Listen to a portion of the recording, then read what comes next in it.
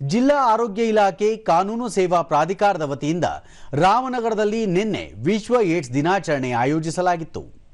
Civil ನ್ಯಾಯಾಧೀಶೆ ಹಾಗೂ ಜಿಲ್ಲಾ ಕಾನೂನು ಸೇವೆಗಳ ಪ್ರಾಧಿಕಾರದ ಸದಸ್ಯೆ ಹಾಗೂ ಕಾರ್ಯದರ್ಶಿ ಪಿಆರ್ ಸವಿತಾ, ಜಿಲ್ಲಾ ಕ್ಷಯರೋಗ ನಿರ್ಮೂಲನಾಧಿಕಾರಿ ಡಾಕ್ಟರ್ ಶಶಿಕಿರಣ್, ಜಿಲ್ಲಾ ಏಡ್ಸ್ ರೋಗ ನಿರ್ಮೂಲನಾಧಿಕಾರಿ ಡಾಕ್ಟರ್ ಕುಮಾರ್, ಸಾಂಕ್ರಾಮಿಕ ರೋಗಗಳ ನಿಯಂತ್ರಣಾಧಿಕಾರಿ ಡಾಕ್ಟರ್ ಪದ್ಮಾವತಿ ಮತ್ತಿತರರು ಉಪಸ್ಥಿತರಿದ್ದರು.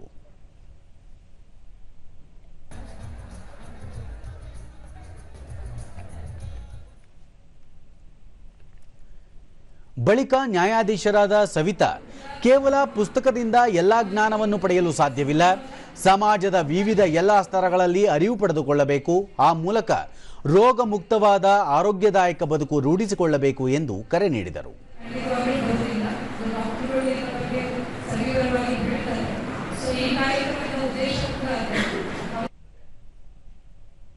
ಜಿಲ್ಲಾ ಕ್ಷಯರೋಗ ನಿರ್ಮೂಲನಾಧಿಕಾರಿ ಡಾಕ್ಟರ್ ಶಶಿಕಿರಣ್, HIV ಸೋಂಕು ಹರಡುವ ಮುನ್ನ ಎಚ್ಚರಿಕೆ ವಹಿಸಬೇಕು, ಈ ಸೋಂಕು ದೇಹದ ಎಲ್ಲ ಅಂಗಾಂಗಗಳ ಮೇಲೆ ಪ್ರಭಾವ ಬೀರುವ ಮೊದಲೇ ಸೂಕ್ತ ಚಿಕಿತ್ಸೆ ಪಡೆದು ಸೋಂಕನ್ನು ನಿವಾರಿಸಬೇಕು ಎಂದರು.